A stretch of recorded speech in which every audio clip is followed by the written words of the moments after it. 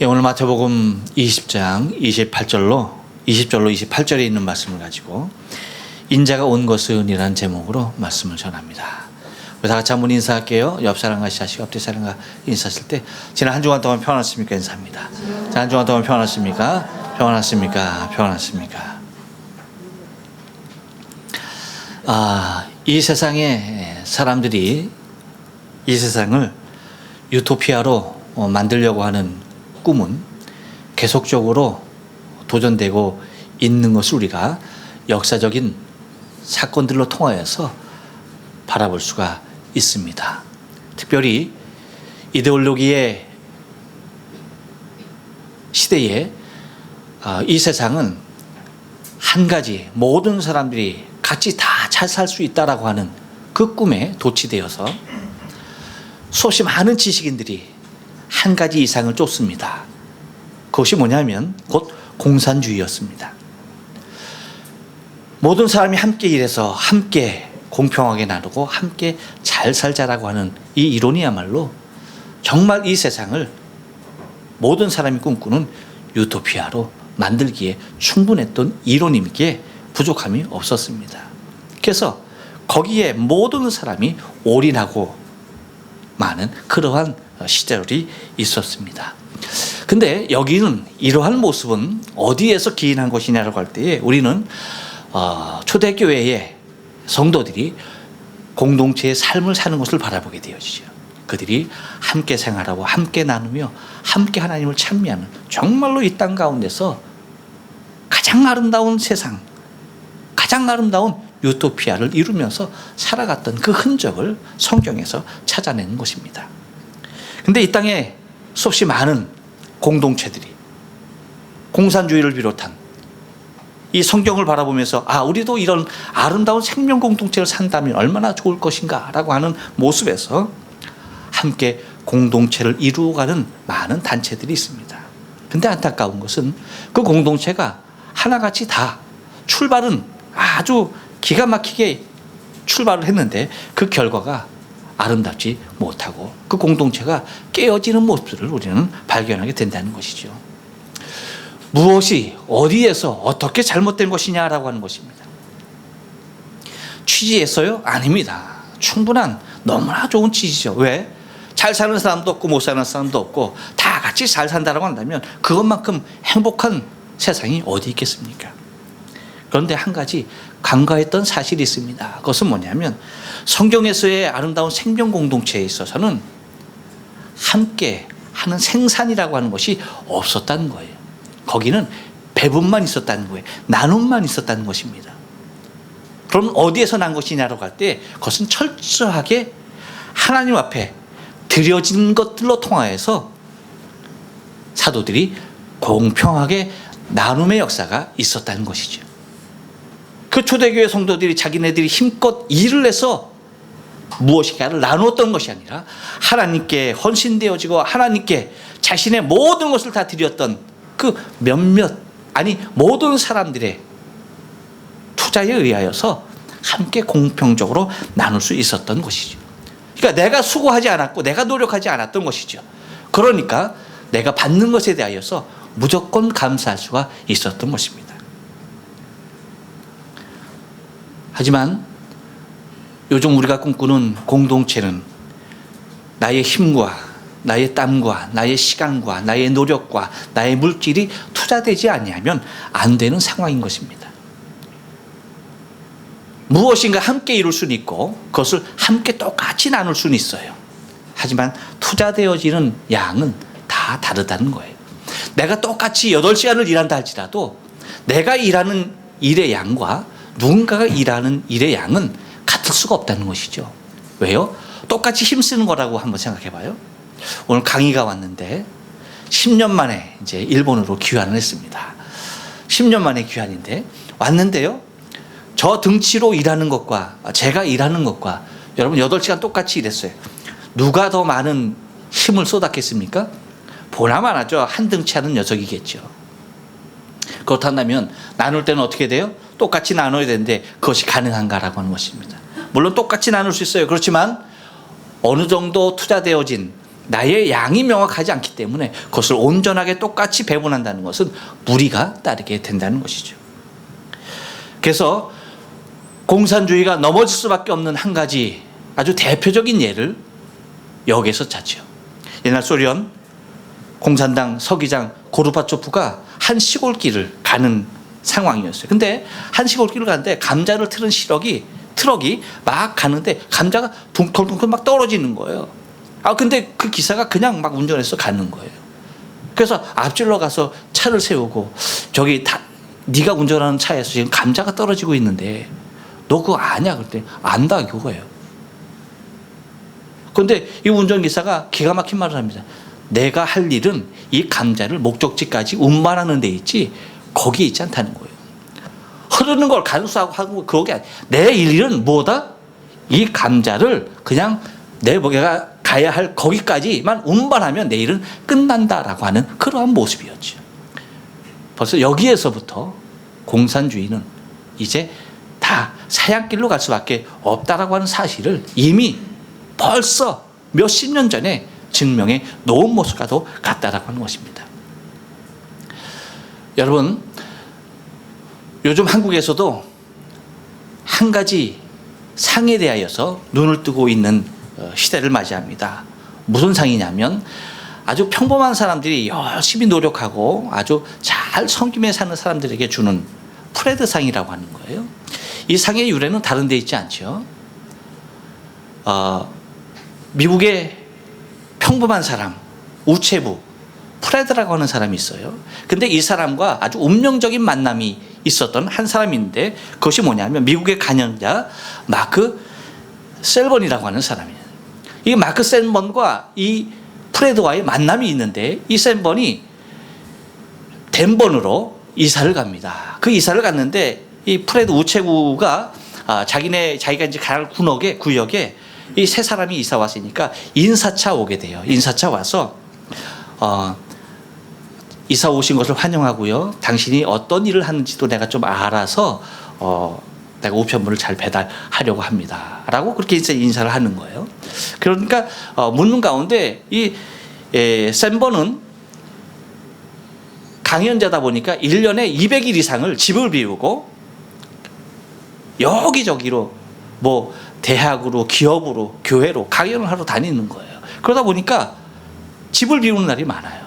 그러니까 이 프레드가 하는 말이 당신의 스케줄을 나에게 구체적으로 주시면 내가 당신이 집에 올 때에 우편물을 정리해서 그때 갖다 드리겠습니다. 아니 괜찮다라고 얘기해도 그러는 거예요. 왜냐하면 우편물이 많이 쌓여 있으면 도덕의 표적이 되기 쉬우니까 내가 그렇게 하겠습니다 라고 얘기하는 겁니다. 그랬을 때 그 스케줄대로 프레드는 정확하게 그 날짜만 되면은 우편물을 끈으로 정성스럽게 묶어서 그것을 갖다 주는 거예요. 여기에 감동을 먹는 거예요. 샘번이 여기에 감동을 먹고 이것을 자신이 책으로 써냅니다. 그 책의 이름이 뭐냐면 더 프레드 팩터라고 하는 그 책을 써내요. 한국어로 번역된 것은 우체부 프레드죠. 이 책이 일파만파로 미국 사회에 퍼지게 되어지죠. 그리고 일정한 공공기관과 기업에서 프레드상을 제정하게 됩니다. 정말 이런 사람이 정말로 좋은 사람이다. 근데 이 프레드가 했던 것이 샘번 자기네 집에만 하는 것이 아니라 그 동네 모든 사람들에게 다 동일한 모습으로 그렇게 한다는 거예요. 이 샘번이 더 한 번 감동을 먹은 것은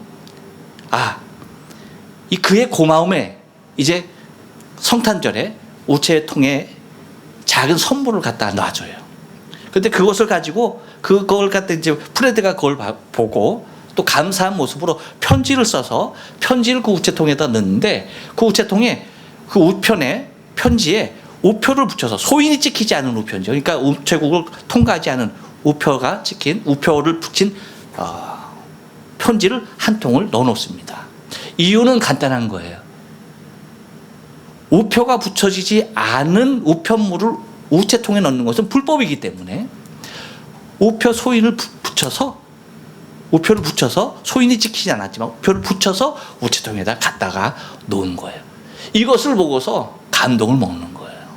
그러니까 그는 섬김에 있어서 이렇게 한 사람 한 사람을 구체적으로 이렇게 잘 섬김과 더불어서 또한 준법도 그가 철저하게 지켜가며 자기의 일을 성실히 수행하는 그 모습을 보고서 정말로 이런 사람이야말로 21세기 모든 사람들이 추구해야 할 이 세상에 온전한 리더십의 참 모델이다 라고 소개를 하게 된다는 것입니다.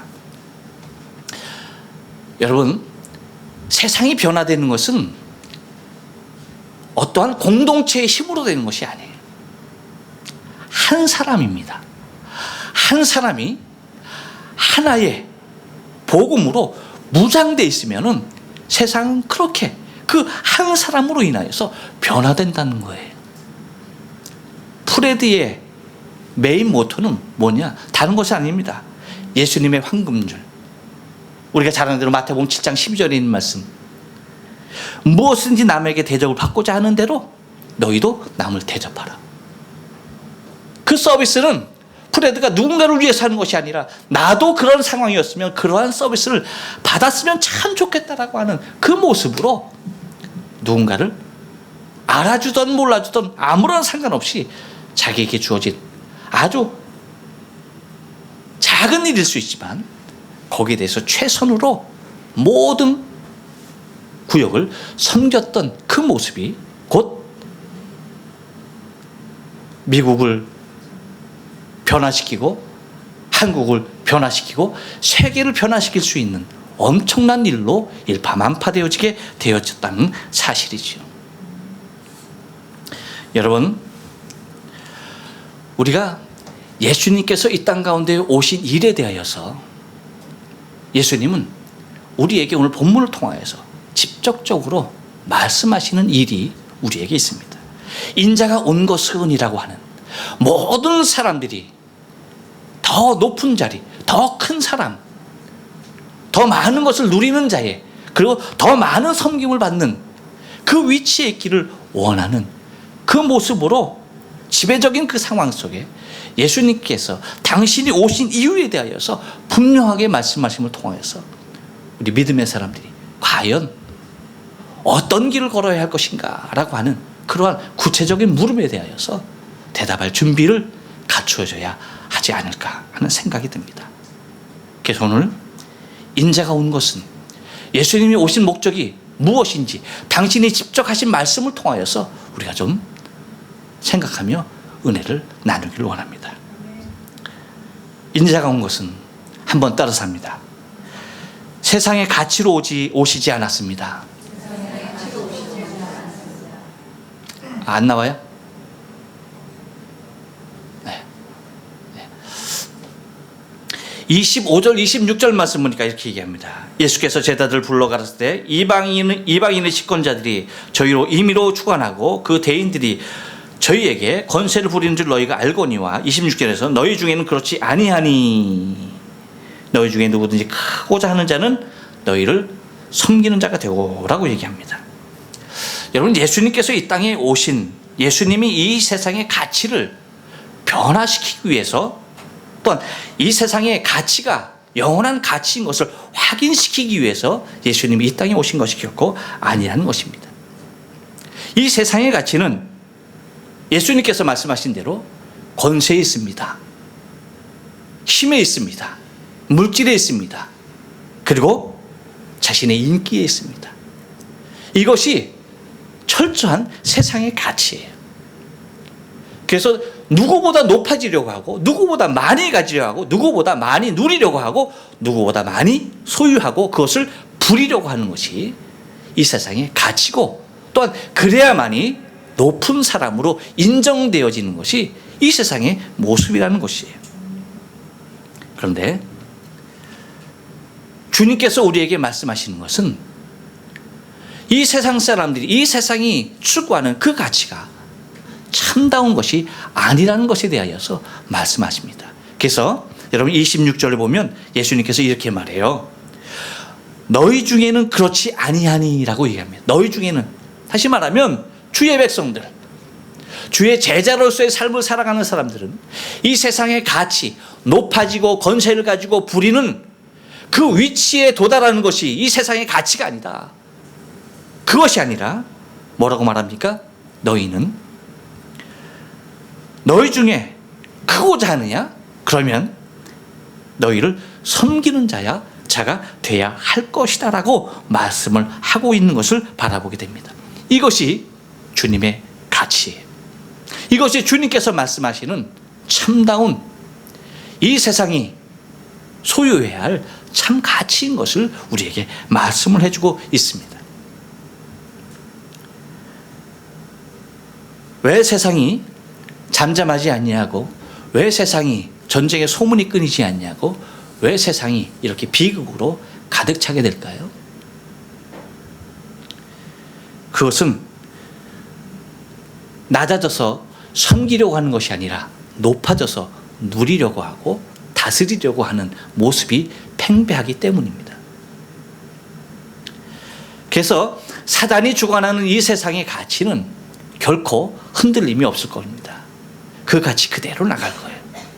하지만 우리가 추구해야 할 것은 너희는 그렇지 아니하다라고 하시는 주의 말씀에 우리는 기울여야 합니다. 세상이 그렇다 할지라도 너희가 추구해야 할 가치는 거기에 있지 않다는 거예요.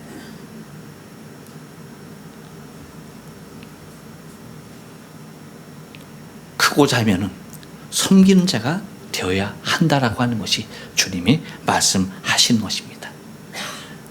곧 이것이 주님께서 이 세상의 가치가 온전한 것이 아니라 주님께서 말씀하시고자 하는 섬김의 세상이 온전한 세상이라고 하는 그 가치에 대하여서 말씀하시고자 주님은 이 땅에 오신 것임을 우리가 바라봐야 할 줄로 믿습니다.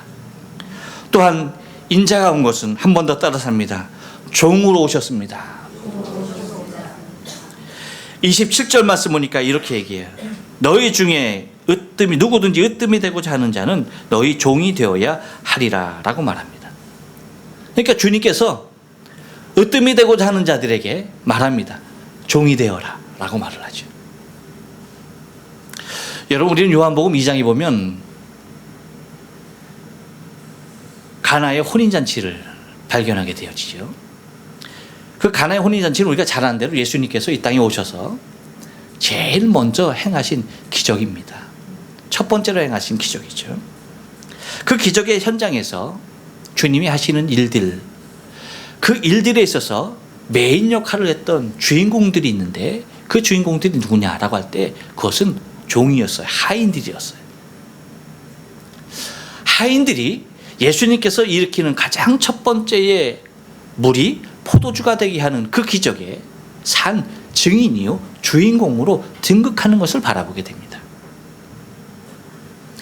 어떻게 그럴 수가 있었느냐라고 하는 거죠. 여러분, 종에게 큰 권세가 있기 때문에 그런가요? 아닙니다. 특권이 있어서가 아닙니다. 그들의 자유적인 결정의 의사나 그들이 행할 수 있는 자위권이 보장되어서가 결코 아니죠. 우리가 잘 아는 대로 종이라고 하는 것은 자신의 의사결정력이 없는 사람이에요. 의사결정권이 없습니다. 그죠? 어디에 달린 거예요? 주인의 명에 달려있는 거예요. 주인이 시키는 대로 움직이며 행동하는 사람들이 종이요 하인들인 것입니다. 근데 그들이 예수님의 기적에 산 증인이요 주인공이 된다는 것은 어떻게 그럴 수가 있었겠느냐라고 할 때에 여러분, 그것은 다름이 아닙니다. 그들에게는 종으로서 특별한 모습으로 살아가는, 하인으로서 아주 특별한 모습으로 살아가는 특이한 생존적 생활 룰이 있었다는 거예요. 그것은 뭐냐면 그들은 항상 생명이 주인 앞에 있었다는 거예요. 자기에게 있는 생명이 자기의 것이 아니었다는 거예요. 그래서 여러분, 종이 결과적으로 모든 일에 있어서 다 되어졌다라고 한다면 모든 것이 잘 처리되고 잘 마무리됐어요.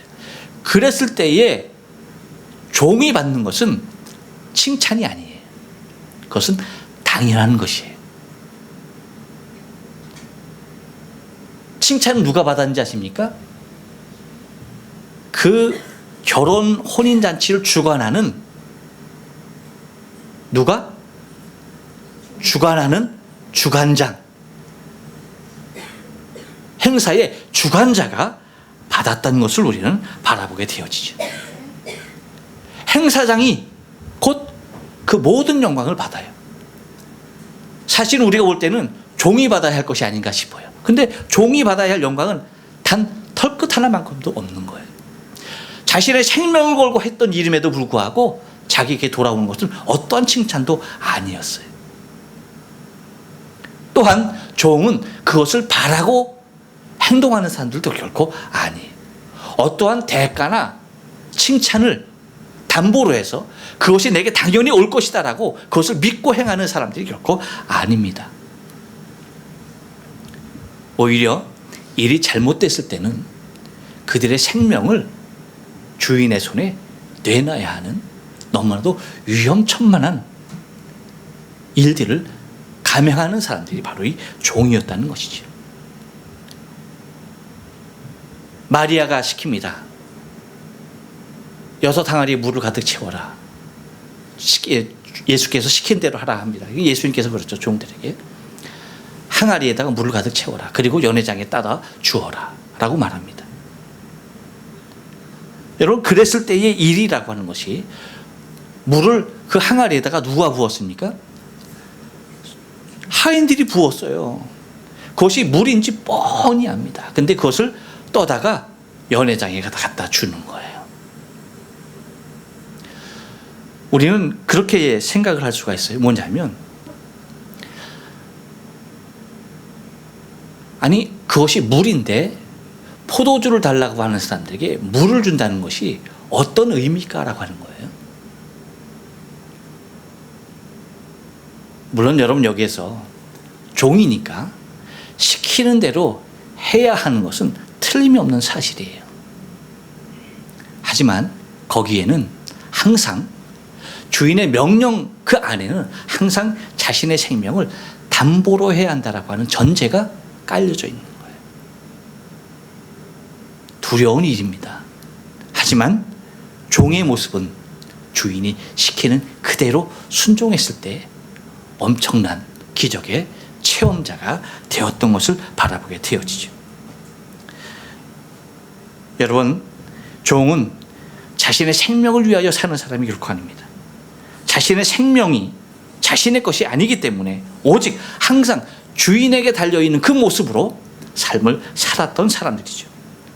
그러니까 이 모습은 뭐냐? 예수님 당신께서 바로 그와 같은 종의 모습으로 이 땅에 오셨음에 대하여서 혼인잔치의 종들의 모습을 당신의 모습으로 비추어서 이 세상에 선포하고 있는 모습을 바라보게 되어집니다. 철저하게 뭡니까?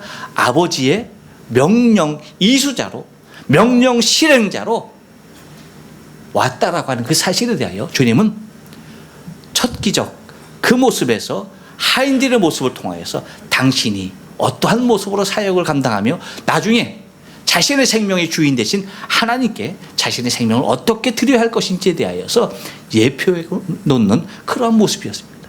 그러므로 예수님께서 온 것은 곧 종의 모습으로 오셨는데, 그 모습으로 오신 주님을 하나님은 가장 으뜸의 자리, 당신의 보좌 우편에 앉히시는 놀라운 일들이 바로 거기에 종으로 오신 그 모습 속에 발견하게 된다는 것입니다. 또 하나 인자가 온 것은 한 번 더 따라서 합니다.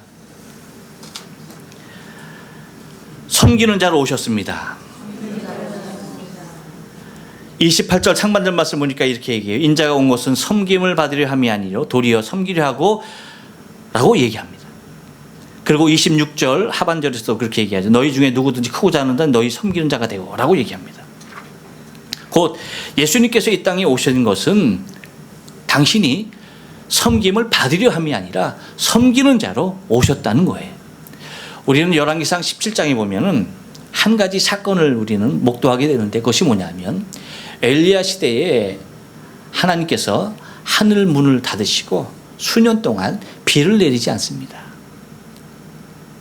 그 가운데 엘리야가 냇가로 이동하죠. 냇가로 이동해서 거기에 냇물을 마시면서 까마귀가 날라주는, 조석으로 날라주는 떡과 고기를 먹으면서 연명을 합니다. 그런데 비가 계속 내리지 않자 이제는 시냇물조차도 다 말라버리는 거예요. 그러니까 하나님께서 그에게 명령하십니다. 너는 시돈에 속한 사르밧으로 가라. 거기에서 한 과부를 만날 터인데 거기에서 생활하라는 거예요. 그래서 엘리야가 하나님의 그 명령을 듣고 사르밧으로 갑니다. 근데 그때에 마침 한 과부가 불을 떼려고 나무를 2개 줍는 그 과부를 만나게 되어지죠. 그랬을 때 엘리야가 말합니다. 나에게 조금 물을 가져다 주어서 나에게 마시게 하라 라고 말합니다. 이 과부가 가려고 할 때 다시 부릅니다. 그러면서 하는 말이 나에게 조그만 떡 한 덩이를 먹게 하라는 거예요. 그러니까 이 사르밧에 있는 이 과부가 물 조금은 그냥 아무런 이유 없이 또 나그네다 보니까 대접한다는 의미에서 아무 말 없이 순종하려고 가려고 합니다. 근데 다시 불러서 떡 한 덩이 갖고 와라 라고 하는 그 말에 뿅 돌아버리는 거예요. 확 돌아버리는 거예요. 왜 그럴까요? 이 과부가 지금 불을 떼려고 나무 2개를 갖다가 주워온 것은 뭐 하기 위한 것입니까?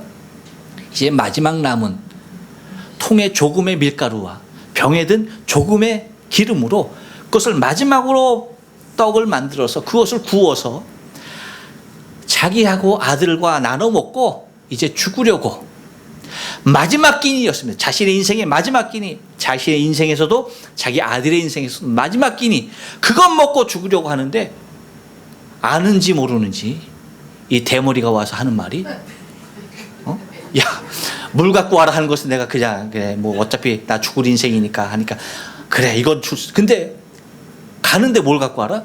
떡을 갖고 와라 라고 하니까 확 돌아버리는 거예요. 그러니까 말하는 거예요. 내가 이렇게 먹고 죽으려고 하는데 그러니까 그러는 거예요. 먼저 내게 가지고 오고 그리고 나중에 너 먹어라 라고 얘기하는 거예요. 그 말을 듣고 아무튼 그렇게 합니다.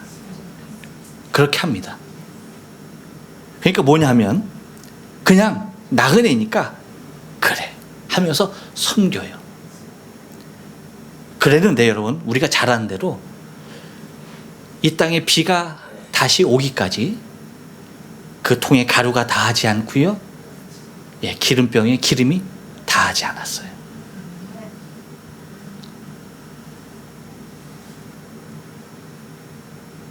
그런데 이 여인이 행하였던 것을 보면은 그 열왕기상 17장 18절 말씀하고 24절 말씀 보면 여인은 절대 엘리야를 하나님의 사람으로 또한 엘리야가 하는 말을 하나님의 말씀으로조차도 인정하지 않았던 사람이에요.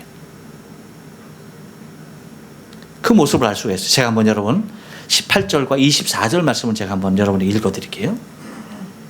여인이 엘리야에게 이르되 하나님의 사람이여 당신이 나와 더불어 무슨 상관이 있기로 내 죄를 생각나게 하고 또 내 아들을 죽게 하려고 내게 오셨나이까 라고 말합니다. 그리고 24절 보면 그렇게 얘기해요. 이게 18절 말씀 뭐냐면 그렇게 이제 하고 나서 그 아들이 죽게 되어져요. 그래서 아들이 죽게 되어 시루시루 앓다가 죽어버립니다. 그랬을 때에 이 여인이 한 말이고 그 다음에 이 엘리야가 그 아들을 병을 하나님께 기도해서 치유하고 난 다음에 24절에서 맨 마지막 절에서 이렇게 얘기하는 겁니다. 여인이 엘리야에게 이르되 내가 이제야 당신은 하나님의 사람이요 당신의 입에 있는 여호와의 말씀이 진실한 줄을 아노라. 그러니까 그 전에는 아들이 죽었다가 다시 살아나기 전에 있었던 그 모든 일들은 모든 말 엘리야가 했던 모든 말 모든 사건들은 하나님께서 하신 말씀과 하나님의 행하신 일들로 인정했다 인정하지 않았다? 인정할 수 없었다는 거예요. 그런데도 뭐 하는 거예요? 섬겼던 거예요. 하나님의 말씀으로 인정하지도 않고 믿지도 않고 하나님의 사람으로 인정하지도 않았음에도 불구하고 뭐 했던 겁니까? 섬겼다라고 하는 그 사실 하나만으로도 놀라운 축복의 반열 가운데 세워지는 것을 바라보게 되어져요. 우린 여러분 여기에서 우리의 신앙에 정말 중요한 일들을 깨달아야 돼요. 하나님께서 누군가를 섬긴다는 것 사실에 대하여서 얼마나 귀하게 여기고 얼마나 그것을 아름다운 모습으로 보는지 모르는 거예요. 하나님 당신의 말씀으로 인정하지 아니하고 사람의 자신의 행위로서 하는 것조차도 하나님은 뭐 하는 거예요? 엄청나게 인정하시고 축복하시는 거예요. 섬김의 모습이 그렇게 큰 거예요. 가장 귀한 겁니다. 그래서 주님께서 이 땅에 오셔서 우리를 섬겨주셨다는 것은 이 세상에 그 무엇으로도 대신할 수 없는 가장 귀한 것이 아닐 수가 없다는 거예요. 그러므로 여러분, 우리는 하나님의 말씀이 우리 안에 있고 하나님을 섬기는 자로서의 신앙으로서의 우리의 신앙의 삶 가운데 이웃을 섬기고 교우를 섬기고 가정을 섬기고 식구를 섬기고 내 형제를 섬기고 내 자매를 섬기고 누군가를 섬긴다는 사실이 얼마나 귀한 일인지 그것이 가장 가치 있다는 사실에 대하여 우리가 알아야 되는 거예요. 주님은 바로 이 섬김의 모습으로 오셨던 것을 우리는 기억해야만 합니다. 또한 인자가 온 것은 무엇 때문이었습니까? 한 번 더 따라서 합니다. 대속물로 오셨습니다. 예, 그래요. 28절 하반절 말씀 보니까 이렇게 얘기합니다. 자기의 목숨을 많은 사람의 대속물로 주려 함이니라 라고 얘기합니다. 예수님께서 이 땅에 오셔서 공생의 사역을 이제 시작하는 단계에 있어서 세례 요한에게 세례를 받으러 갑니다. 그때 세례 요한이 자기에게 나오시는 예수님의 모습을 바라보고 이렇게 말합니다. 요한복음 1장 29절에서 이튿날 요한이 예수께서 자기에게 나오시는 걸 보고 가로되 보라 세상 죄를 지고 가는 하나님의 어린 양이로다. 세상의 죄를 지고 가는 하나님의 어린 양이다 라고 얘기하면서 자기 앞에 세례를 받으러 나오는 그 예수님의 그 모습을 보고 예수님께서 이 땅에 대속물로 오셨음에 대하여서 바로 증언했던 것을 우리는 바라보게 되어지죠. 그래서 세례 요한의 증거에서도 예수님은 이 땅에 대속물로 오셨다. 우리의 모든 허물과 죄를 대속하시기 위하여서 이 땅에 오신 분인 것을 증거해주고 있고 또한 예수님도 당신 스스로가 증언하고 있는 것을 우리는 바라보게 되는데 요한복음 15장 12절로 14절에서 이렇게 말합니다. 요한복음 15장은 포도나무 비유입니다. 포도나무 비유를 쭉 들으면서 가지가 포도나무에서 잘려나가면 말려져서 다 태워버린다라고 얘기하면서 내 안에 거하여야 한다라고 하는 그 모습으로 쭉 얘기하면서 이렇게 말합니다.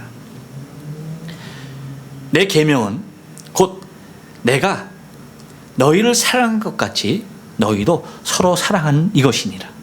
사람이 친구를 위하여 자기의 목숨을 버리면 이에서 더 큰 사랑이 없나니 너희가 나의 명하는 대로 행하면 곧 나의 친구라 라고 얘기합니다. 왜요? 왜 예수님께서 당신이 명하신 대로 행하면 당신의 친구가 된다고 얘기합니까? 그리고 친구를 위하여 자기의 목숨을 버리면 여기에서 더 큰 사랑이 없다라고 선언합니까? 그것은 이미 당신이 우리의 친구가 되게 하기 위하여 친구가 되기 위하여서 당신의 목숨을 우리를 대신해서 주매기를 택하신 분이라는 사실에 대하여서 스스로가 증언하고 있는 것을 바라보게 됩니다. 그래서 이 땅에서 가장 큰 사랑을 실현하신 분이 곧 당신 자신인 것을 예표하고 있는 것을 바라보게 되어지죠. 그래서 사람이 누군가 친구를 위하여서 자신의 목숨을 버리면 그는 나의 친구다. 가장 큰 사랑을 실천한 사람이다라고 그렇게 말을 해줍니다. 그러면서 우리가 친구를 위하여 내 목숨을 버릴 수 있는 그 길, 내가 너희가 나의 명한 대로 행하는 그 모습이 무엇이냐고 할 때에 그것은 다름이 아니라 이미 내가 너희를 위하여 죽어 주었으니까 너희는 서로 사랑하라는 것이. 얼마 전에 여러분에게 말씀드렸습니다.